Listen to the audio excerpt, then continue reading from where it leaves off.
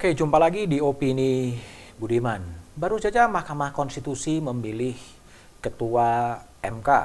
Mayoritas Hakim Konstitusi, 5 orang dari 9 orang memilih untuk mempertahankan Anwar Usman sebagai Ketua Mahkamah Konstitusi periode 2023-2028. Mengapa pemilihan ini menjadi strategis? Karena MK itu mempunyai peran-peran yang sangat besar.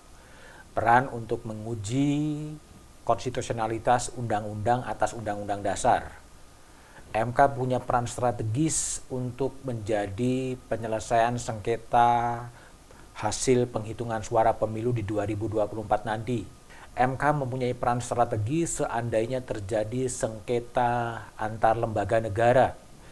MK juga punya peran strategis seandainya ada impeachment terhadap presiden. Kewenangan MK yang sangat strategis itulah yang memang patut jadi perhatian publik. Terpilihnya Ketua MK Anwar Usman untuk periode 2023-2008 tentunya patut dihormati. Meskipun publik sebetulnya agak skeptis, agak ragu, karena posisi Anwar Usman sebagai adik ipar dari Presiden Jokowi khawatir mengganggu independensi kekuasaan dari Mahkamah Konstitusi. Itu publik, sebagian dari masyarakat sipil mengkritisi independensi Mahkamah Konstitusi ketika Anwar Usman menjadi Ketua MK. Tapi apapun, 5 orang Hakim Mahkamah Konstitusi telah memilih Anwar Usman sebagai Ketua MK, tentunya putusan itu harus dihormati. Sedang untuk Wakil Ketua MK, 5 Hakim Konstitusi memilih Profesor Dr. Saldi Isra sebagai Wakil Ketua MK, menggantikan Aswanto yang dipecat oleh DPR. Memilih pimpinan MK adalah salah satu ikhtiar, salah satu langkah untuk menyelesaikan problem internal di tubuh Mahkamah Konstitusi sendiri. Pemilihan Ketua MK adalah putusan dari MK sendiri. PR-nya tentunya masih banyak. Duet antara Anwar Usman dan Saldi Isra mempunyai pekerjaan yang cukup berat, dalam artian adalah bagaimana memulihkan kepercayaan publik pada Mahkamah Konstitusi. Itulah yang tercermin dalam berita utama harian Kompas yang terbit pada hari Kamis, yang menulis judul adalah tugasnya adalah bagaimana MK memulihkan kepercayaan masyarakat. Judul itu tepat karena memang masih ada problem-problem Mahkamah Konstitusi yang harus diselesaikan secara cepat oleh Anwar Usman dan Saldi Isra. Misalnya adalah salah satu dampak dari pemecatan Aswanto oleh DPR dan digantikan oleh Guntur Hamzah. Pemecatan itu tetap dipandang oleh MK sebagai tidak konstitusional karena tidak sesuai dengan undang-undang, tetapi itu sudah menjadi fakta politik. Aswanto telah diganti oleh Guntur Hamzah.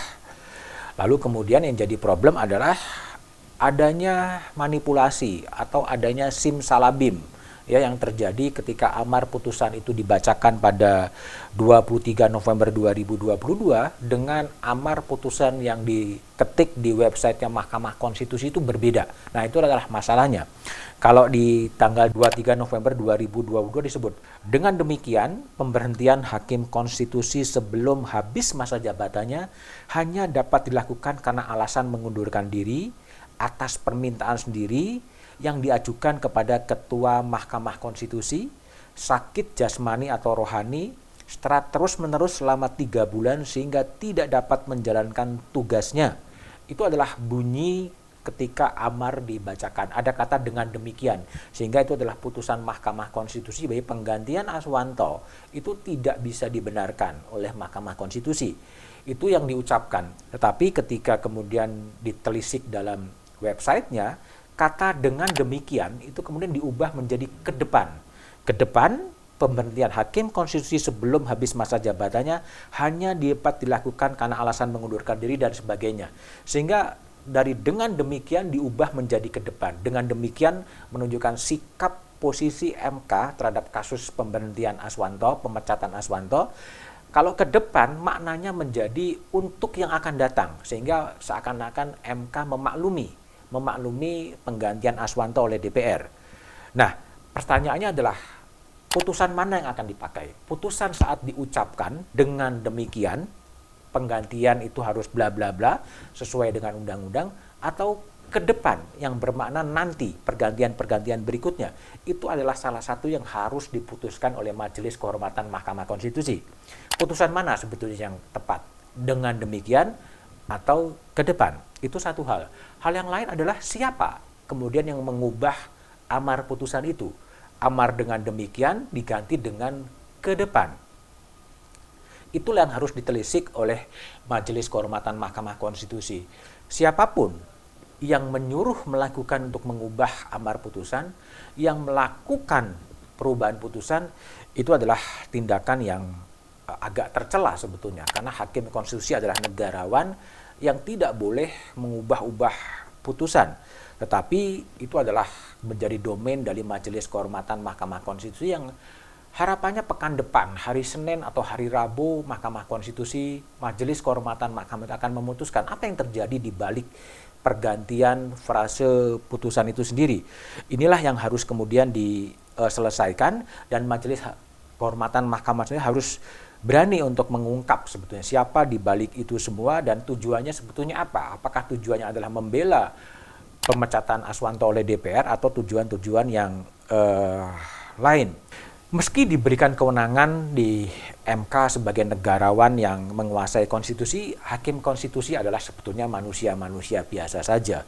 Terbukti banyak sekali ada beberapa hakim konstitusi yang kemudian terkena kasus pidana korupsi seperti Akil Mokhtar, seperti Patrialis Akbar, yang memang mereka kemudian membuktikan adalah manusia biasa. Problemnya adalah bagaimana meningkatkan pengawasan tanpa harus kemudian menjadikan pengawasan atau evaluasi oleh DPR itu mengganggu kekuasaan kehakiman. Sehingga tugas dari Anwar Usman dan Saldi Isra adalah kembali memulihkan kepercayaan publik dari skandal ke skandal yang dialami oleh Mahkamah Konstitusi, sehingga Mahkamah Konstitusi betul-betul bisa menjaga fungsi dirinya sebagai penjaga konstitusi dan sebagai penjaga ideologi negara. Harapannya adalah bagaimana Anwar Usman dan Saldi bisa konsentrasi ke dalam tubuh Mahkamah Konstitusi dan membawa pikiran-pikiran maju ke depan, sehingga MK bisa kembali kepada era-era ketika MK dibentuk pada era Profesor Jimli Asidiki atau Profesor Mahfud MD yang pernah menjabat MK dan melahirkan putusan-putusan yang lebih progresif, yang lebih menjawab persoalan di tengah masyarakat.